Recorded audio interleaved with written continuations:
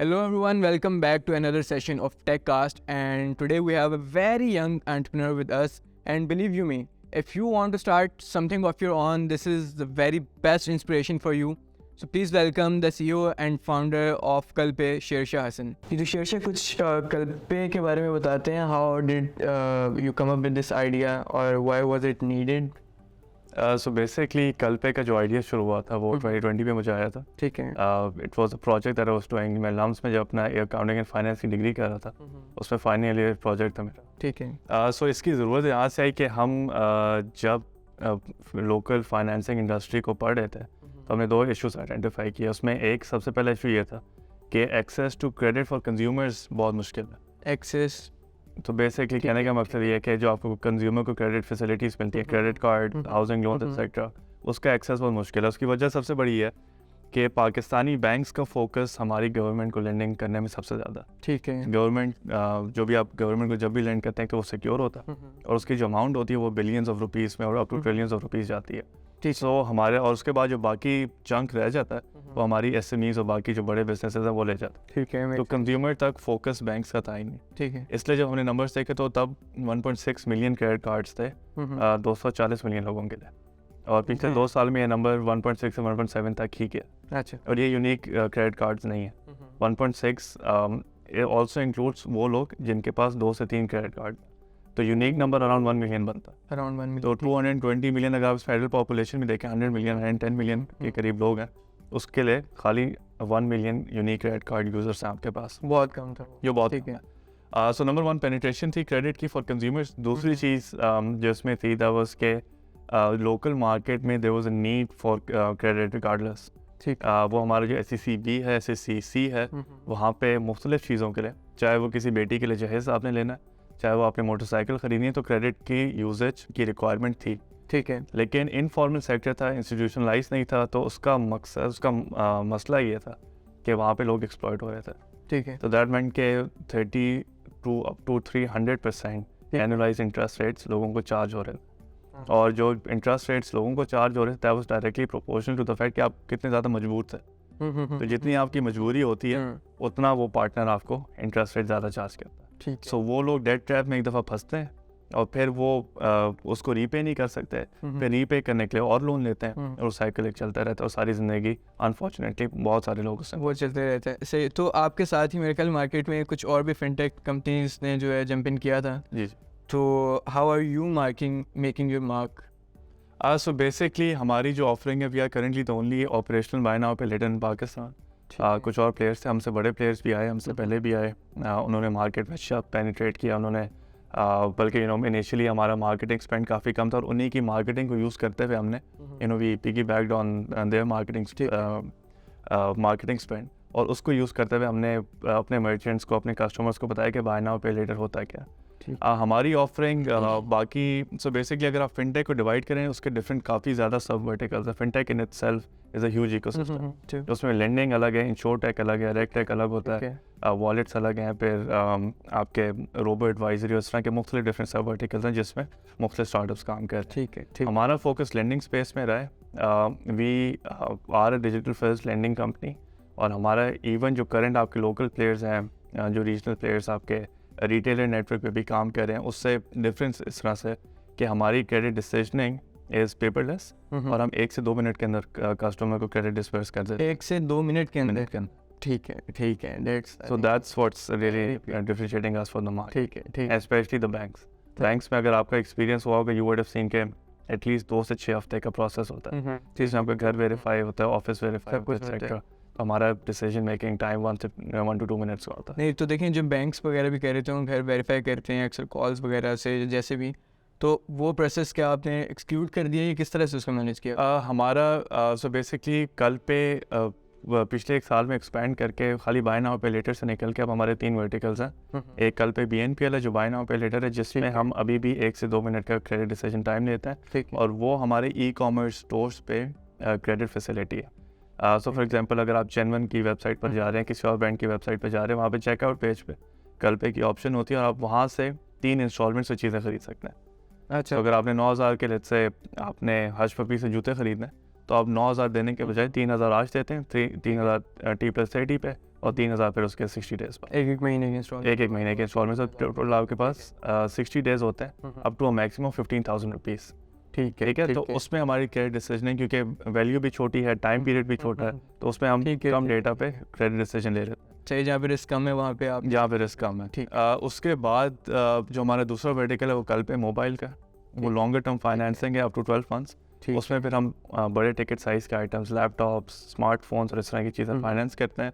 उसमें फिर हम 24 आवर्स का टाइम पीरियड कस्टमर से मांगते हैं। ठीक है, बट स्टिल फिर भी बहुत कम है। यूजुअली 24 आवर्स इंक्लूड्स कि आपका जो ऑर्डर आया उसमें वेरिफिकेशन प्रोसेस और डिलीवरी भी होगी प्रोडक्ट की। तो अगर आपका सुबह 11 बजे ऑर्डर आया था तो शाम 7-8 तक उसको एग्जीक्यूट भी कर देते हैं, and this includes all the documentation और वो सारा कुछ हम कंप्लीट करते हैं। कंप्लीट प्रोसेस इंक्लूडेड है जो आपने ये टाइम फ्रेम दिए। बिल्कुल, तो इसमें एंड टू एंड सारा प्रोसेस होता है। और फिर जो हमारा तीसरा वर्टिकल है which is of course very close to my heart, that is Kal Pe तालीम।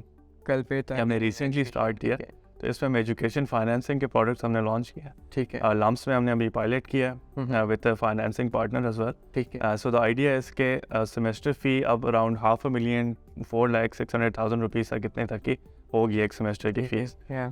जो हमारा सो बेसिकली हमने एक और इशू आइडेंटिफाई किया कि हमारी जो एजुकेशनल इंस्टीट्यूशन था उसमें स्टूडेंट्स की 3 कैटेगरी। एक वो लोअर टियर है जिसको एंडाउमेंट फंड्स या फाइनेंशियल एड वाली इंस्टीट्यूशन और यूनिवर्सिटीज़ खुद कैटर करती हैं। ठीक है, एक आपका टॉप टियर है जिसको फाइनेंसिंग की ज़रूरत ही नहीं है।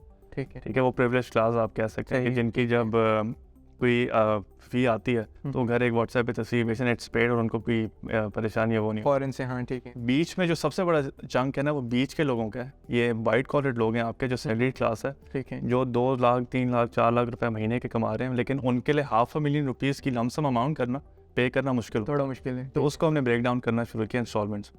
तो up to 6 to 7 months of instalments आप उसको ब्रेक डाउन करके हमारी फैसिलिटी अवेल कर सकते हैं। तो that's it's really close to my heart because उसमें इम्पैक्ट फाइनेंसिंग है, of course it's a for profit thing, लेकिन ये कि आप एटलीस्ट किसी की एजुकेशन के लिए removing the barrier, social cause हमारे लिए काफ़ी बढ़िया। ठीक है जी, मुझे ये बताएं कि आप, मेरा ख्याल है बैच ऑफ 20 में ग्रेजुएट हुए हैं 2020 में बेसिकली, और 2021 में आपने कल पे स्टार्ट कर दिया था, एग्जीक्यूट कर दिया था। ऑब्वियसली आइडिया पहले आया होगा और उसके बाद कुछ टाइम लिया होगा आपने। तो बिल्कुल ग्रेजुएशन के टाइम पे आपने इतना बड़ा स्टेप लिया, क्या किस तरह ये सारी चीज़ प्रोसेस किया आपने? मेरा ख्याल काफ़ी कम एज है जिस पे आपने ये कंप्लीट चीज़ होल्ड की हुई है, तो what's the thought behind it? So journey जो कल पे का शुरू हुआ था जस्ट 22 जब मैंने आइडिया आया था मेरे पास और मैंने इस पर सोचना शुरू किया था। बैकग्राउंड मेरा ऐसा इंडस्ट्री का एक्सपीरियंस था नहीं।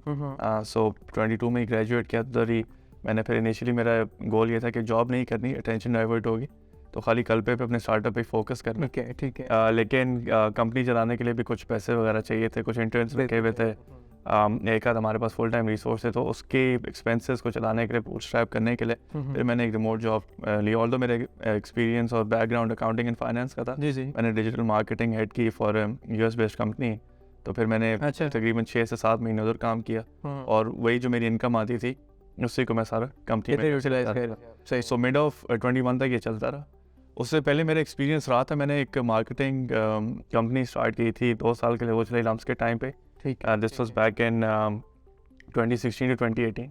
उसमें फिर हम मुख्तलिफ कंपनीज, मुख्तलिफ स्टार्टअप्स के साथ उनको मार्केटिंग स्ट्रेटजीज और सोशल मीडिया मार्केटिंग एक्सेट्रा। 2016 में आपने वो मार्केटिंग एजेंसी स्टार्ट की थी। जी। उससे पहले तो आपका कोई मार्केटिंग का ऐसा एक्सपीरियंस नहीं होगा? नहीं, अगर हम थोड़ा सा और पीछे चले जाएं, मेरा जो बैकग्राउंड था एजुकेशन का वो साइंसेस का था। ठीक है। तो मैंने प्री इंजीनियरिंग और मैं वो बायोलॉजी और वो सारा पढ़ा था। अच्छा। तो लम्स से मेरा पहली दफ़ा मुझे पता चला कि अकाउंटिंग होती है, तो मैं 2016 में जब लम्स शुरू किया अकाउंटिंग एंड फाइनेंस, उसकी रीज़न बड़ी सिंपल सी थी कि मेरा बड़ा भाई भी अकाउंटिंग एंड फाइनेंस से ग्रेजुएट था लम्स से, तो जो उसने किया था मैंने भी उसी बात पे चल पड़ा। तो मुझे नहीं पता था फाइनेंस में क्या होता है, अकाउंटिंग में क्या होता है, लेकिन इवेंचुअली फिर मेरे जो जितने भी कोर्सेज थे जो हमारे फ्री इलेक्टिव्स होते हैं जिसमें, वो सारे फाइनेंस फोकस्ड ही थे। अच्छा।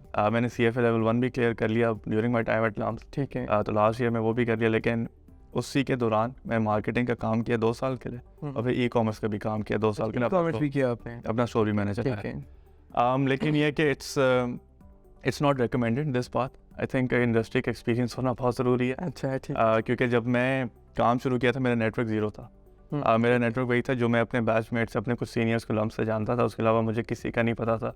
तो वो नेटवर्क बनाने में जो एक फाउंडर होता है उसका जो सबसे इंपॉर्टेंट काम है उसका नेटवर्क होता है। जो आपके कनेक्शंस हैं इंडस्ट्री में, चाहे वो बैंकिंग सेक्टर हो या मेरे उसमें फिनटेक सेक्टर हो या वो इन्वेस्टर्स हो, सो वो बनाने के लिए एक आपके पास एक सॉलिड, अगर आपके पास प्रॉपर इंडस्ट्री एक्सपीरियंस हो तो दैट रियली हेल्प्स। और थोड़ा सा ये कि क्योंकि मैंने किसी कंपनी के कल्चर का, जो मैंने जॉब की भी थी वो भी रिमोट थी, तो किसी कंपनी के कल्चर का हिस्सा नहीं था, काफ़ी चीज़ों का नहीं पता था किस तरह से एग्जीक्यूट होती हैं। तो वो ये कि खुद ही चीज़ें सीख के यहाँ तक बात पहुँची कि now we are around 20-25 people, और इस स्टेज पर आ गए कि we are post revenue, we are growing अल्हम्दुलिल्लाह। लेकिन ये कि I was just 22, it was very young, there is a lot that I have learn, and recommended इसलिए है क्योंकि मेरे ख्याल में जो 3 सालों में मैंने सीखा है, वो कोई जॉब या कोई कंसल्टेंसी या कोई एमएनसी आपको इतना नहीं सिखा सकती इन 3 सालों में। एवरीथिंग इन योर कंपनी, हर उसका जो डिपार्टमेंट हो गया। जॉब पे तो ये होता है कि आप एक डिपार्टमेंट में काम कर रहे हो और मेनली उसी पे आपका सारा फोकस है। बिल्कुल। सो काम भी सारे किए। आई थिंक एचआर से लेके, हायरिंग से लेके, मार्केटिंग, सेल्स, इनिशियल जितने भी B2B सेल्स थी सारी मैंने की, कस्टमर सपोर्ट का काम किया, accounts, up until I think November October 21 सारा अकाउंटेंट भी कंपनी का मैं था। अच्छा, सारी बुक कीपिंग, सारी पेमेंट्स, तो मार्केट सब कुछ थे। तो आप अकाउंटेंट ही, बट उसके साथ आपने जो है वो सारे तो इवेंचुअली सब कुछ एक टाइम पे सब कुछ किया हुआ है। सो ग्राफिक डिजाइनिंग भी खुद की। अच्छा, लोगो भी इनिशियली पहला खुद बनाया करते, डिजाइनर भी खुद थे। डिजाइनर भी खुद थे। तो वो एग्जीक्यूशन में और मेरे को फाउंडर, हमने सारी you wear all the hats, और वो ज़रूरी भी होती हैं क्योंकि यू कैंट अफोर्ड कि आप हर उसके लिए एक बंदा रखो शुरू। तो वो एक्सपीरियंस करके काफ़ी कुछ सीखा भी है। ठीक है। काफ़ी टाइम भी ज़ाया किया क्योंकि प्रायोरिटी सेट नहीं होती थी सही से, because you were doing everything. लेकिन इवेंचुअली आते आते ग्रो करते करते चीज़ें काफ़ी स्ट्रीमलाइन हो जाती हैं। अच्छा, मुझे ये बताइए कि अगेन आपने इंक्यूबेट करवाया अपना स्टार्टअप, बट एक फैक्टर है कि you were a lamb student, तो does that thing help? It does. मेरे पास मेरे क्रेडेंशियल्स में लम्ब्स के अलावा कुछ था नहीं। ठीक है। तो it helps you in the local sales. ठीक है। लेकिन ग्लोबली भी जो इन्वेस्टर्स पाकिस्तान में एक्टिव है उनको अब पता है कि लम्ब्स के जो ग्रेजुएट्स हैं उन्होंने ज़्यादातर इम्पैक्ट क्रिएट किया है स्टार्टअप इकोसिस्टम में। ठीक, चाहे वो करीम हो, चाहे वो बाजार हो, चाहे वो जुगनू, दस्तगीर, जितने भी हो, एक्स लम्ब्स है, अगर वो खुद भी फाउंडर्स लम्ब्स के नहीं है तो उनकी कोर टीम लम्ब्स की ही है। तो LUMS actually has had a huge impact on startup ecosystem in Pakistan.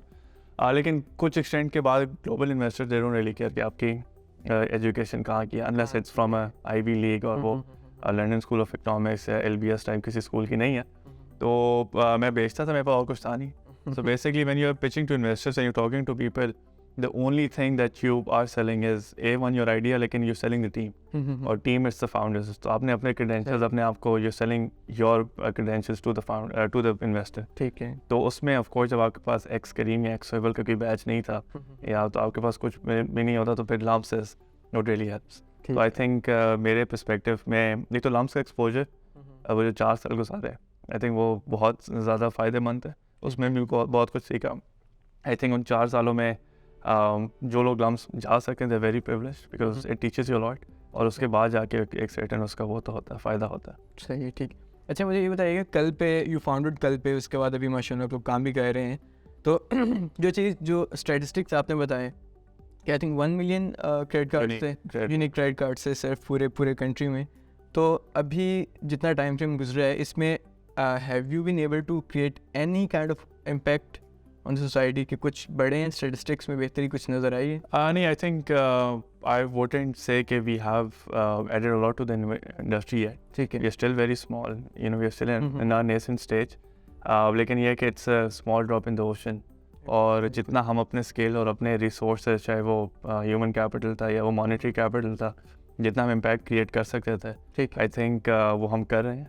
That's ambition कि वो करते रहें, ग्रो करते रहें। मार्केट में अभी बहुत ज़्यादा काम होने का, बल्कि we are always looking forward to working with people who want to come in the same space as well. ठीक है। तो जो एग्जैक्टली हमारे वाला काम करना चाहते हैं, I am very keen on working with that. ठीक। और मेरा होता है कि उनके साथ मिलकर काम करें, क्योंकि मुझे भी पता है और उनको भी शायद पता होना चाहिए कि एक प्लेयर आके सारी इंडस्ट्री को नहीं कैप्चर कर सकता। सबको पाकिस्तान की मार्केट बहुत डाइवर्सिफाइड है, बहुत काम होने वाला, तो मिलकर ही सबने काम करना है। Eventually if we will work together, we will eventually win.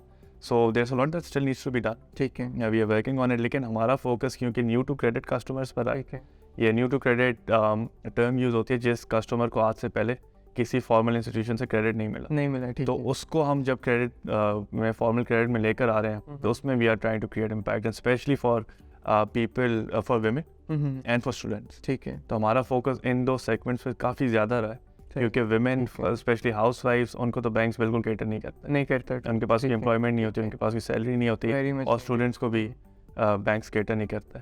तो what we are trying to do is कि हम अपना इम्पैक्ट किस तरह से क्रिएट कर रहे हैं कि जब एक स्टूडेंट को हम लोन दे रहे हैं, किसी खातून को लोन दे रहे हैं या किसी भी और न्यू टू क्रेडिट कस्टमर को दे रहे हैं, उसकी क्रेडिट प्रोफाइल बिल्ड होना शुरू हो जाती है विद द रेगुलेटर, ठीक है। तो अब वो कस्टमर जाके वो क्रेडिट प्रोफाइल किसी भी बैंक को, किसी भी फाइनेंशियल इंस्टीट्यूशन को दिखा सकता है फॉर मच बिगर लोन्स। हमसे उसने फ़ोन फाइनेंस कराया, कल को उसने गाड़ी या बाइक या कोई और चीज़ करवानी है तो अब उसकी क्रेडिट प्रोफाइल एक प्रोफाइल बनी हुई है। So that's how you try to create impact. ठीक है, coming back to the point कि आपने बहुत सारे एक्सपीरियंसेस किए, HR, marketing, sales and what not, सारा कुछ आपने अपने यूनिवर्सिटी लाइफ में भी किया और जब आप स्टार्टअप को लेकर चल रहे थे, स्टार्ट कर रहे थे बेसिकली, उस टाइम पे भी आपने खुद ही इन सब चीज़ों को देखा।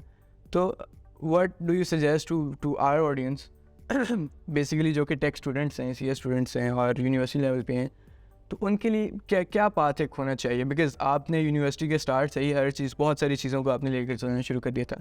मार्केटिंग एजेंसी आपने चलाई, उसके बाद बहुत सारी और चीज़ें की and finally you became a founder basically. बिल्कुल।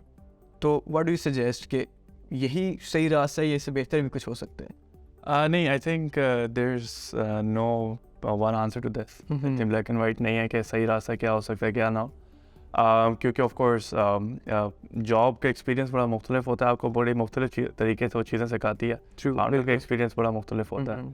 आई थिंक वो रिस्पॉन्सिबिलिटीज़ भी बहुत वेरी करती हैं क्योंकि it's not just a company that you looking after. अगर आपके पास छोटी सी भी टीम है 20 लोगों की, तो 20 लोग भी आपकी तरफ देख के वो आपके विजन के पीछे आते हैं और इनिशियली कंपनी के पास बहुत कुछ ऑफर, छोटे स्टार्टअप के पास बहुत कुछ ऑफर करने को नहीं होता कि बहुत हाई सैलरीज नहीं है और पर्क्स वगैरह नहीं होते।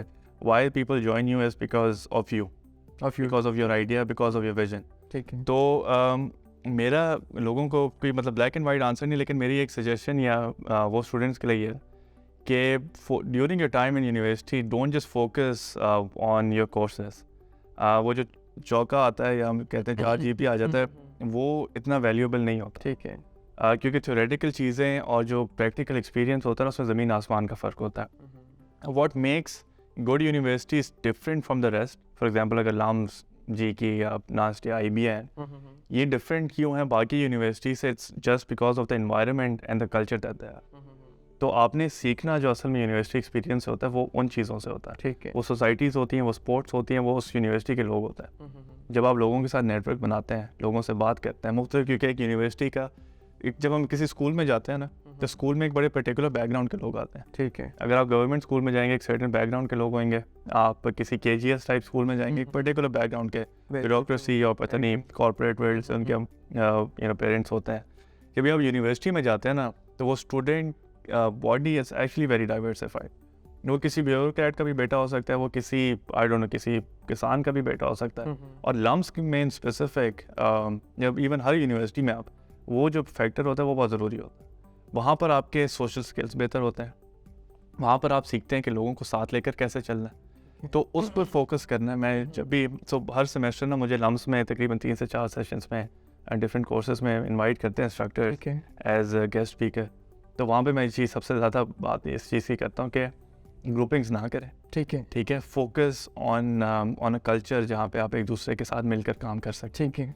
क्योंकि ग्रो करना है तो सबने आपस में grow, think about the country and the whole society as well. तो हम आपस में कम्पीट करते रहते हैं। तो उस एक्सपीरियंस पर फोकस करते हुए जब आप ग्रेजुएट करेंगे तो you will be a much different person compare to someone जिसने खाली पढ़ाई पर फोकस किया, खाली चौका मारा। क्योंकि इवेंचुअली जो एक वो सक्सेस फैक्टर होता है ना, डिफाइन करता है, वो आपके टेक्निकल स्किल्स के साथ साथ आपके सोशल स्किल्स पर भी करता है। और सोशल स्किल्स ही जो अगर आप किसी यूनिवर्सिटी के ग्रेजुएट, जब आप कहते हैं ना कि वाज़ेह फ़र्क नज़र आता है, या वो हार्वर्ड का बच्चा हो या किसी लंदन स्कूल ऑफ इकोनॉमिक्स हो, वो उसके सोशल स्किल्स और वो अपने आप को जिस तरह से प्रेजेंट करता है, जिस तरह से बात करता है, प्रेजेंट योरसेल्फ, वो चीज़ें मैटर करती है। वो चीज़ें आप इन यूनिवर्सिटी में सीखते हो, जो अपने इन्वायरमेंट और अपने जो पीयर्स होते हैं उनसे सीखते हैं, ठीक है। सो थ्योरेटिकल चीज़ें मोर और लेस सेम है, आई थिंक अगर आपने खाली थ्योरी पे फोकस करना है तो यूनिवर्सिटी की फ़ीस भी ज़ाहिर नहीं करनी चाहिए। आई थिंक कोर्सेरा पे काफ़ी सस्ते में सारे कोर्सेज मिल जाते हैं। तो ये चीज़ें I think that's the focus. और बाकी ये है कि आई थिंक एक पेसिमिज्म फैल गया पिछले 1 साल में पाकिस्तान में इन जनरल। ठीक है। आई थिंक हर कोई बाहर जाने की कह रहा है, हालात भी ऐसे हैं। आई थिंक जो अगर मैं लम्स की खाली बात करूं, जितने लोगों से मैं बात करता हूं, I think 80 to 85% of the student body they want to leave the country. 2 वजह से लोग पाकिस्तान में रुक रहे हैं, या तो उनके माँ बाप बूढ़े हो रहे हैं या उनका अपना काम है। अपना काम। I think we have to be a bit more optimistic. I know हालात अच्छे नहीं हैं, हालात पिछले 1 साल में बहुत ज़्यादा ख़राब हुए हैं, बल्कि आई थिंक पिछले 1-2 हफ्तों में मज़ीद ख़राब हो गए। तो लेकिन ये है कि यू नो अगर हम लोग मुल्क छोड़ के, मुझे भी बहुत सारे लोग कहते हैं कि जाओ मुल्क से, कितना क्या कर रहे हो ये वो, लेकिन ये है कि अगर हम जैसे, मेरा एक ही थीसिस है कि अगर हम जैसे लोग भी मुल्क छोड़ के जाने लग गए तो फिर मुल्क में वही लोग बचेंगे जो उस मुल्क को खाते हैं। तो जो लोग अपने एंड पे काम कर सकते हैं वो रुकें, चीज़ें बेहतर हो जाएंगी अपनी कंट्रीब्यूशन में। आई नो पैसा बनाना सबके लिए ज़रूरी है, लेकिन मेरा ख्याल बिल्कुल मुख्तलिफ विजन में बिल्कुल मुख्तलिफ गोल्स हैं ज़िंदगी में, हर बंदे के मुख्तलिफ होते हैं। लेकिन ये कि I think just try to create more impact for the society rather than just being. I think हमारी एक बड़ी सेल्फिश अप्रोच हो गई है कि ख़ुद पैसे बना के ख़ुद ही कंज्यूम कर रहे हैं। We don't think about the society, we don't think about other people around us. तो उसमें इम्पैक्ट क्रिएट करें। And I think you know Pakistan में इस मुल्क को आपकी ज़रूरत है, आप लोगों ने करना जो हमारे जो हमसे जो बड़ी जनरेशन थी, आई थिंक उनका काम हो गया। उन्होंने जितनी तबाही मचानी थी, they're done with that and they are responsible. बल्कि कभी मैं अपने वाले साहब के साथ बैठूँ या किसी बड़ों के साथ बैठूँ तो हम ये कहते हैं कि यार आपकी जनरेशन ने इस मुल्क को तबाह किया, तो अब now it's on to take the country out of this. बिल्कुल, अब हमारी बारी है कि जो उन्होंने ख़राब किया है अब हमने ठीक करना, ठीक कर with progressive mindset, with the progressive approach and a proper vision, और इंशाल्लाह चीज़ें बेहतर हो जाएंगी। Thank you so much, Irsha. Thank you so much for coming. It was really inspiring listening to you. Thank you so much. Bye.